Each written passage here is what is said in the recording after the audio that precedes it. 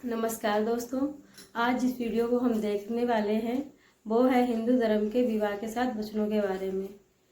तो आइए देखते हैं मनोज साहब कैसे समझाते हैं इन वचनों को।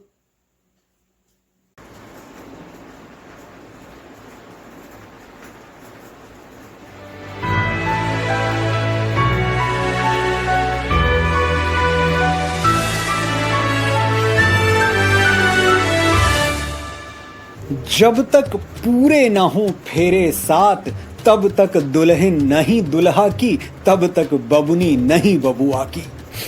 40 साल पहले आया था ये गीत, लेकिन बात ऐसी कह गया जो हजारों वर्षों का निचोड़ है। हमारी संस्कृति में, हमारी परंपरा में फेरों का महत्व इतना बड़ा है कि फेरे पूरे होंगे तभी दुल्हा और दुल्हन पूरी तरह से एक दूसरे के होंगे, तभी इस संबंध को समाज स्वीकारेगा और तभी दैवीय शक्तियों का आशीष प्राप्त होगा। फेरों के साथ 7 वचन भी जुड़े होते हैं। क्या हैं ये 7 वचन और क्या है इनका अर्थ? नमस्कार, मैं हूं मनोज मुंतशिर शुक्ला। आज मैं आपको विवाह के 7 वचन समझाऊंगा, लेकिन पहले ये जान लीजिए कि विवाह क्या है। सनातन संस्कृति में 16 संस्कार माने गए हैं। विवाह या पाणी ग्रहण 15वां संस्कार है। विवाह एक संस्कृत शब्द है जो कि वी और वाह को मिलाकर बना है। इसका अर्थ है एक दूसरे का हो जाना, एक दूसरे को धारण कर लेना। और पाणी ग्रहण का अर्थ, पाणी यानी हाथ, एक दूसरे का हाथ ग्रहण करना, एक दूसरे का हाथ हमेशा के लिए थाम लेना, ताकि विवाह का ये बंधन 7 जन्मों तक अटूट और अक्षय बना रहे। विवाह का पहला वचन है, तीर्थ व्रतोद्यापन यज्ञ कर्म मया सहैव प्रिय वयम कुर्याः वामांग मायामि तदा त्वदीयम ब्रवीति वाक्यम प्रथमम कुमारी। कन्या अपने वर से कहती है, आप कभी किसी तीर्थ यात्रा पर जाएं तो मुझे साथ लेकर जाएं। आप मेरे बिना कोई व्रत, कोई उपवास या फिर यज्ञ जैसे कोई धार्मिक कर्म ना करें। यदि आप मेरी बात से सहमत हैं तो मैं आपकी जीवन संगिनी बनना स्वीकार करती हूँ। इस पहले वचन में होने वाली पत्नी अपने भावी पति से यह वादा चाहती है कि जीवन के हर अच्छे काम में वो उसे अपने साथ रखे। दूसरा वचन, पूज्यो यथा सो पितरो ममापि तथेश भक्तो निज कर्म कुर्याः वामांग मायामि तदा त्वदीयम ब्रवीति कन्या वचनम द्वितीयम। कन्या वर से दूसरा वचन मांगती है। जैसे आप अपने माता पिता का सम्मान करते हैं, विवाह के बाद आपको उसी तरह मेरे माता पिता का सम्मान भी करना होगा। ये वचन मांगना और देना दोनों एकदम उचित है। विवाह सिर्फ 2 लोगों के बीच नहीं, 2 परिवारों के बीच भी होता है। तो मान सम्मान की यह गंगा भी दोनों तरफ से बहनी चाहिए। लड़के वाले बड़े और लड़की वाले छोटे, ये सोच गलत है और हमारे संस्कारों में ऐसी सोच का कोई स्थान नहीं है।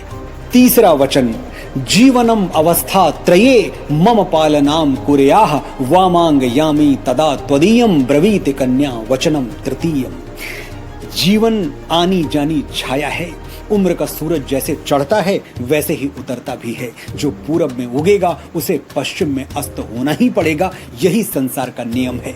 अपने तीसरे वचन में कन्या वर से कहती है, यदि आप जीवन की तीनों अवस्थाओं में, युवावस्था, प्रौढ़ावस्था और वृद्धावस्था में मेरे साथ रहने का वचन दें तो मैं आपकी जीवन संगिनी बनना स्वीकार करूंगी। हमारे यहाँ विवाह सचमुच जीवन भर का बंधन है। एक बार विवाह हो गया तो एक दूसरे को त्यागना सनातन के विरुद्ध है। डिवोर्स और तलाक ये दोनों शब्द विदेशी हैं, एक इंग्लिश, दूसरा अरबिक। मैं आपसे पूछता हूं, क्या आप डिवोर्स का हिंदी शब्द जानते हैं? क्या आप ये जानते हैं कि तलाक को हिंदी में क्या कहते हैं? अब संबंध विच्छेद मत कहिएगा, क्योंकि वो शब्द नहीं है, फ्रेज है, वाक्यांश है। 2 शब्दों को जोड़ के बनाया गया है, संबंध और विच्छेद। तो सच ये है कि तलाक के लिए, डिवोर्स के लिए हमारी भाषा में कोई शब्द है ही नहीं, क्योंकि हम विवाह को तोड़ने में, पति या पत्नी को छोड़ने में विश्वास ही नहीं रखते। तलाक शब्द और डिवोर्स की प्रथा ये एक वायरस की तरह विदेशों से हमारे यहाँ दाखिल हुई है। जिस दिन हम अपनी मूल भारतीय संस्कृति की ओर लौटेंगे, हमारे देश में डिवोर्सेस हमेशा के लिए बंद हो जाएंगे। चौथा वचन, कुटुंब संपालन सर्व कार्य कर्तु प्रतिज्ञाम यदि कातम कुर्याः वामांग मायामि तदा त्वदीयम ब्रवीति कन्या वचनम चतुर्थः। चौथे वचन में कन्या वर से कहती है, अब तक तो आप घर परिवार की सारी चिंताओं से दूर थे, लेकिन अब विवाह के बंधन में बंधने जा रहे हैं, इसलिए भविष्य में परिवार का दायित्व आपके कंधों पर आएगा। आप वचन दें कि आप इस जिम्मेदारी को पूरे मनोयोग से, प्रेम से निभाएंगे। पांचवा वचन, स्वसद्य कार्ये व्यवहार कर्मण्ये व्यये मामापि मंत्र ये था वामांग मायामि तदा त्वदीयम ब्रूते वचः पंचमत्र कन्या। पांचवें वचन में कन्या वर से कहती है कि विवाह के बाद घर के कामों में किसी भी प्रकार के लेन देन और खर्च में आप मेरी सलाह जरूर लेंगे। लेनी भी चाहिए, घर किसी एक का तो है नहीं, दोनों का है, तो घर से जुड़े हुए फैसले भी दोनों के होने चाहिए, वरना पत्नी के मन में ये कसक हमेशा के लिए रह जाएगी कि जिस घर में मेरे नाम की तख्ती भी नहीं है, एक उम्र उसी घर को सजाने में गुजर जाए। छठा वचन, न मेप मानम सविधे सखीनाम द्यूतम नवा दुर्व्यसनम भंजश्चेत वामांग मायामि तदा त्वदीयम ब्रवीति कन्या वचनम च षष्ठम। इस वचन के दो भाग हैं, दूसरा पहले समझाता हूं। कन्या कहती है, वचन दीजिए कि आप जीवन भर जुए से और जुए जैसी अन्य बुराइयों से दूर रहेंगे। और पहले भाग में वो अपने स्वाभिमान की सुरक्षा मांगती है। यदि मैं अपनी सखियों, सहेलियों के साथ या अन्य महिलाओं के साथ बैठी हुई हूं, तो किसी भी कारण से उन सब के सामने आप कभी कभी मेरा अपमान नहीं करेंगे। होना भी यही चाहिए। स्त्री का मान रखना पुरुष होने की पहली शर्त है। हमारी संस्कृति में स्त्री का इतना सम्मान है कि हमारे धर्म ग्रंथ भी स्त्री का नाम पुरुष से आगे रखते हैं। सीता, राम, राधा, कृष्ण और ईश्वर की स्तुति भी करते हैं तो क्या कहते हैं? त्वमेव माता च पिता त्वमेव। पहले माता फिर पिता। जो लोग कहते हैं कि भारत सदैव से पुरुष प्रधान समाज रहा है, यहाँ पिता के आगे माँ को कभी कुछ समझा ही नहीं गया, उन्हें थोड़ा और पढ़ लेना चाहिए। वाल्मीकि रामायण में भगवान राम का परिचय क्या है? कौशल्यानंदन।